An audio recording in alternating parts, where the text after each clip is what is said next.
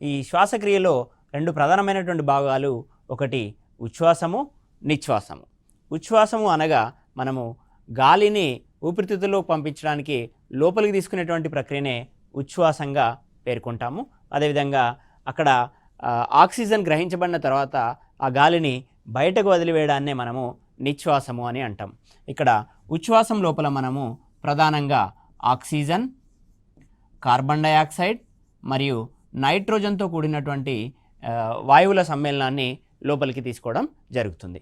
ఇక్కడ ఆక్సిజన్ లోపల వినియోగించబడిన తర్వాత కార్బన్ డయాక్సైడ్ మరియు కొద్ది పరిమాణంలో నైట్రోజన్, కొద్ది పరిమాణంలో ఆక్సిజన్ మరల బయటికి రావడం జరుగుతుంది.